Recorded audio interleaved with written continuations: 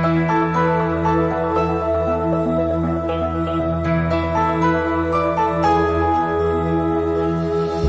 my name is Tim Sells. I'd like to first say that you're not going to see glitz here, so please don't expect it.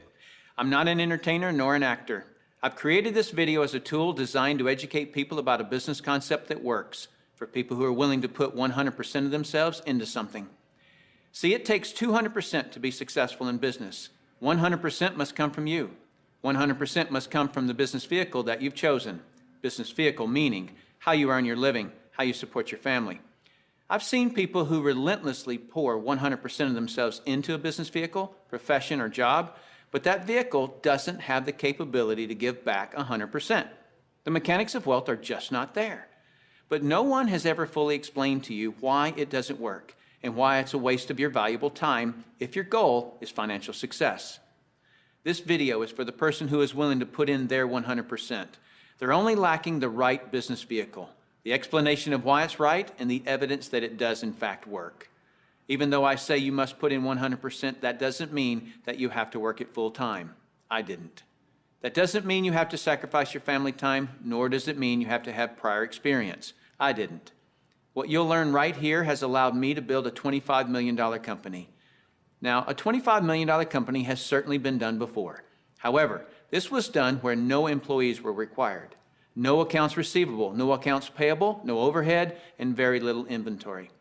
Recently, I said those words to a business owner who said back to me, "Sounds too good to be true." My response back to him was, "Is that a good enough reason to stop looking?" He paused for a couple of seconds and he said, "That wouldn't be very smart, would it?"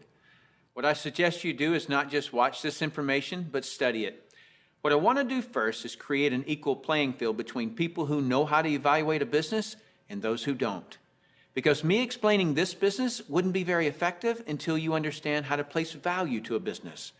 The simplest thing for someone to do when they don't understand something is to go, it doesn't work. The way I'll accomplish this equal playing field is to give you 4 main principles to look for in a business. Number 1 is a huge expanding market. If you were the best vinyl record producer in the world, would it matter today? No. It doesn't matter how good you are in an industry that's eroding. Number 2 is a unique and consumable product. I'll cover unique first. If you don't have a unique product, then you compete on price and convenience. Who has the best price? Who's closest to the customer? Yet if you have uniqueness, then people must come to you. Next is consumable. If you have a non-consumable product, you're basically unemployed until your next sell. You want the repeat sales of consumable products. Whether it's every time someone picks up the telephone, connects to the internet, renews a membership, turns on the electricity, or gets to the bottom of a box or a bottle, you want those repeating commissions because it can pay you again and again. Number 3 is timing. Primarily here I'm talking about trends in timing. During all cycles of the economy, there are people who are making money and losing money. The makers are the ones in front of large trends. The losers disregard trends. How do you get in front of large trends? You study what creates them. Without any hesitation, in today's society, it's the baby boom generation that creates the largest trends. The baby boomers are a group of babies born between 1946 and 1964. There were 76 million of them born in the United States, 1 billion of them worldwide. Why is this group so talked about? They're 1/3 of the U.S. population and control 65% of all the money.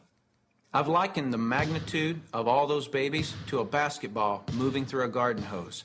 They reshape every industry they go through. See, if you can predict where this basketball is going down the garden hose, you possess the ability to make fortunes. I want to give you some historical examples of the obvious buying patterns of these boomers.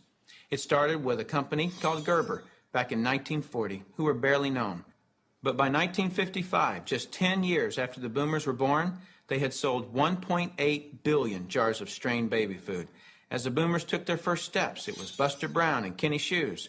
When the boomers went out to play, Mattel and Hasbro got rich providing toys to this young group. In 1957, we built more elementary schools in the U.S. in 1 year just to handle the overflow than we did in any 12-year period before or after. As the boomers went through their teens, Dairy Queen, McDonald's, Kentucky Fried Chicken became billion-dollar companies feeding the boomers. When the boomers moved through their 20s and 30s, which was in the mid-70s, what was the industry to be in? Real estate. Why? Because the boomers had heard from their parents one time too many, as long as you're living under my roof, you'll do as I say. So they wanted their own roof, which created a 15-year real estate boom. And people are still talking today about the great time frame to be in real estate. Then what happened to the real estate market in the late 80s? It began its decline. Why? The basketball had moved through the real estate industry. Another example of this is the U.S. stock market. Several years ago, I heard a stock market analyst speaking on the radio saying that he just couldn't believe the stock market had a 15-year rise. Notice the number 15 years keeps coming up. Anyone with a good understanding of the baby boomers could have seen this coming and profited from the recent stock market activity. Why does this 15-year number keep coming up? Because the baby boomers were born between 1946 and 1964. And so 18 years separates the front edge from the back edge. A very important number for you. If you look for trends on the front side of the basketball, you get the full 18 years for your products to be popular. That's the reason you study the nose of the basketball. So your business, no matter what your business is to be looking at what industries are expanding or which industries are about to expand. You shouldn't care how long you've been doing something or how long you've been in school to learn something. Are you in front of trends or not? Don't have a loyalty to something just because you've been educated in it or doing it for a long time. So looking at the current trends, we basically got 1 billion people who are in their 50s and 60s. Since that's the case, what business do you want to be in? Let's look at some obvious current and future trends. Health and looking younger are going to be tremendous trends. The boomers do not like what aging is doing to them. So products that fend off aging as well as vanity issues will continue to boom. Businesses that focus on retirement issues will do very well. The crux of it will start with the boomers having enough money to retire. Businesses that offer ways to make money will obviously flourish. Legal matters such as wills and estate planning will become large trends. Efficiencies will also grow. The television was too far away from the couch for the boomers, so they invented the remote control device. Today, they have their entire library of books and music in their cell phones. The boomers have always been enamored with technologies that make life easier. These technologies will actually create industries. For example, the computer created the need for antivirus software. The internet has created a need for identity theft protection and firewalls. But there will be many additional industries created by the computer and internet technologies. It is the computer plus the internet that made the iPod, iPad, and iPhone possible. As a side note, the baby boomers are not the only trendsetters. They are just the largest and have most of the money. As the world becomes one, the international market will play a big role, as well as the group born just after the baby boomers that are known as Generation X. But remember, the boomers control 65% of all the money. So when a bright Generation X person creates a great new product or service, they must make it simple enough that a baby boomer can understand it. Otherwise, that product will not reach mass acceptance. Those are some of the big trends. So if you want to be brilliantly compensated, you must focus on industries and companies that have positioned themselves in front of these trends. All right, let's move forward. Number 4 is leverage. I'm going to spend some time on this one because we're not really taught this in our society. We're taught to go get a good education, build a resume, and exchange our expertise for someone's dollars. The problem with that is if we're not exchanging our expertise, we're not making any dollars. So vacation time is costly. A walk around the golf course, costly. Family time, although extremely important, is costly. I'll define the word leverage as an increased means by which to attain something. One form of leverage is investing $5 million and earning 10% interest, which will yield you about 41 grand a month in income. So whether you're enjoying family time or playing golf or vacationing, you're still enjoying 41 grand a month in income. You're leveraging off your money. That's a leverage everyone would love, but very few have it. Let me explain another kind of leverage that's available to everyone, including yourself. Incidentally, if you get nothing more out of this video than a better understanding of this little simple concept I'm going to explain, you'll have gained something very valuable for watching it. Imagine, if you will, you own a company. You employ just one person, me. I work for 8 hours on Monday. You work for the same 8 hours on Monday that I do. Now listen closely. You get paid on 16 hours worth of work because you take a portion of my productivity as income back to yourself. You're leveraging off my efforts because I'm your employee. So theoretically, the more employees you have working for you, the more leverage you have. However, have you ever had employees? If you have, you know that in theory, hiring employees sounds great, but it's very difficult to reach leverage through employees. I've heard it said that if you have one employee, you have one headache. If you have 100 employees, you run an adult daycare center. And the reason being is this: no employee will ever work as hard for your company as you will, because they don't own it. Here's my rule of thumb for reaching true leverage. If there's one sentence that epitomizes the entire video, it would be this: to have true leverage, you must create a situation where everyone has the same amount to gain. Only then do you have true leverage. Let me give you an example of this type of leverage. Let's say that I'm a real estate broker and I hire an agent named Robert. Robert goes out and sells a building. Robert earns a percentage of the selling price of the building, and so do I, the broker. Why do I, the broker, earn a percentage when it was Robert who sold the building? Well, I did some of the advertising. I trained Robert. I had the initiative to go get my broker's license in the first place. I put up the risk. I did a lot of things. And so it's valid that I, as the broker, earn my money. But Robert doesn't work for me as an employee. He's an independent contractor. He just hangs his real estate license on my wall. My point here is the broker and the agent have the same amount to gain from the sale of the home. It is totally in the agent's interest to earn more money, which is a form of leverage for the broker. There is a flaw in this leverage situation that I've shown you, and it's this: the broker can have multiple agents, but the agents cannot. The broker has leverage, the agents don't. Until the agents do what most brokers dread.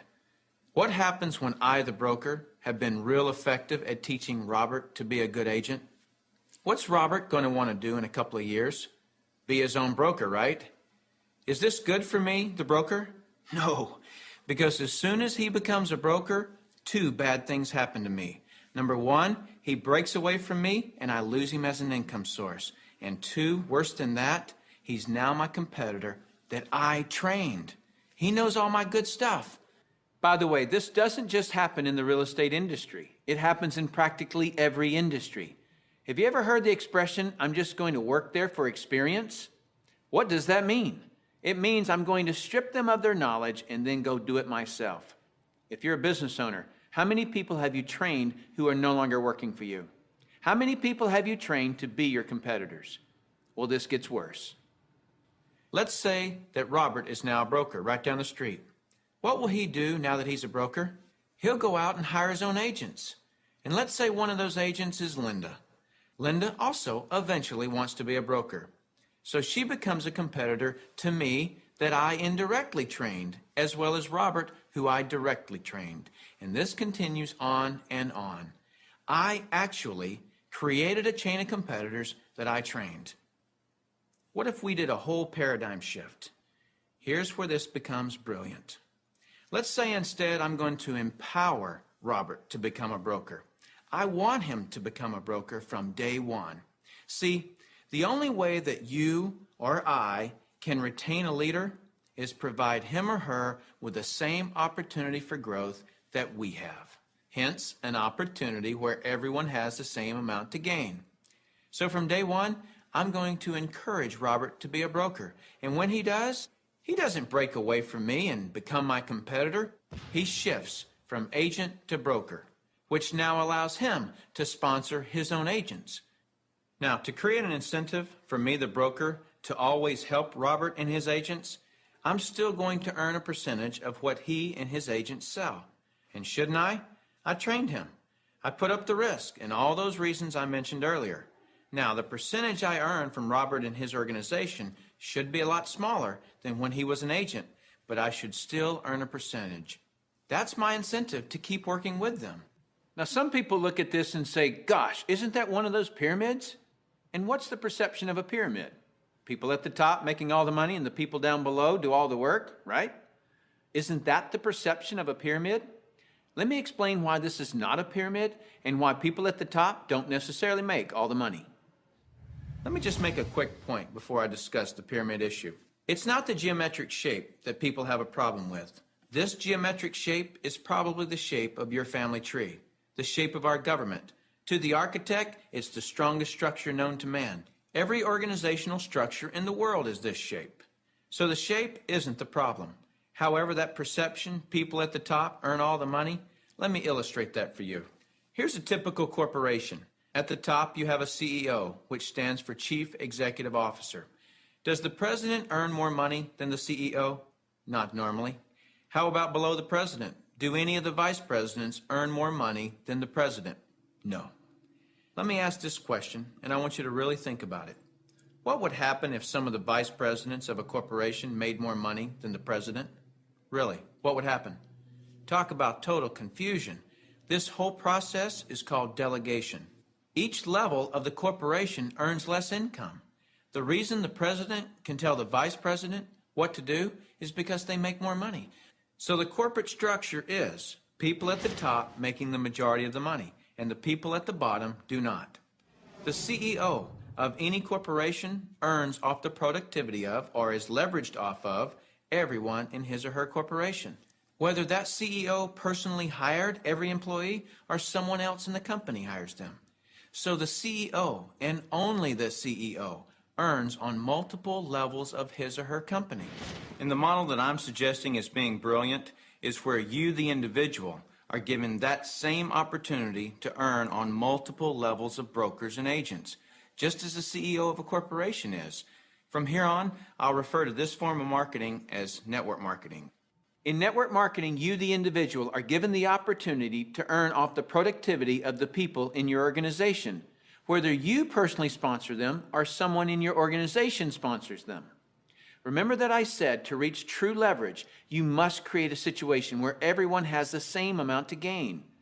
Well, that's what I just described. Here's what makes the network marketing structure the absolute fairest structure available. In most network marketing companies, everyone can earn a certain number of levels deep of the organization they build. Everyone in the company can earn that same number of levels deep, like maybe 4 levels deep or 6 levels deep. Let's say we use 4 levels.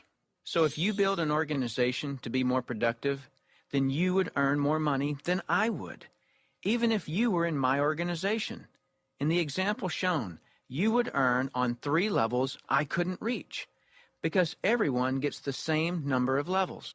There are people in my organization right now that earn more money than I do.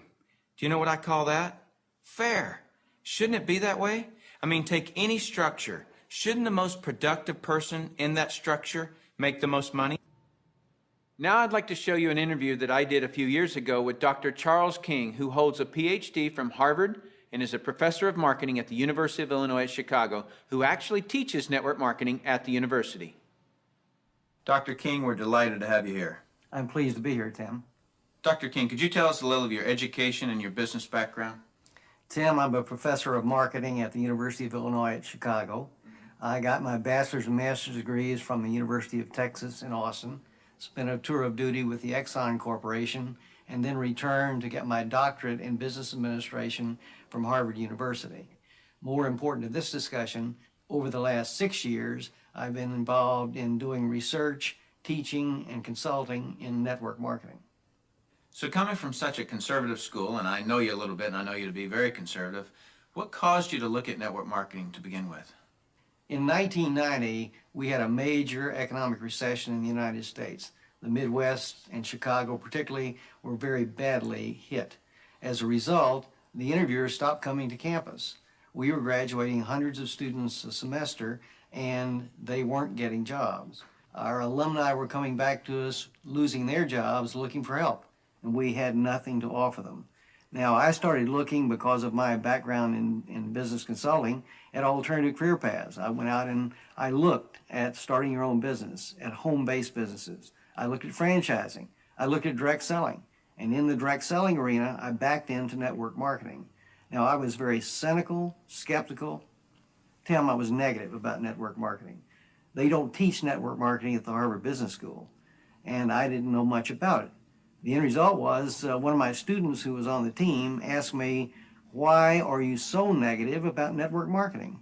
I looked at that young man and I said, son, I know enough to know I don't want to know any more. That student looked at me and he said, Professor, if I gave you that answer to that question with no more information than you have, you would give me an F. I turned to him and I said, son, you're absolutely right. I have no basis for that conclusion. You just made an A. As a result, we went to the library, we went to meetings, and for the next 6 months, we did due diligence on the network marketing industry. I visited the top companies, I talked to network marketing leaders, I became an evangelist. In 1990-91, we started teaching network marketing in the marketing curriculum at the university. Suppose you run across the super skeptic. What advice do you have for them? Tim, I would recommend they do precisely what I did. I was a super skeptic.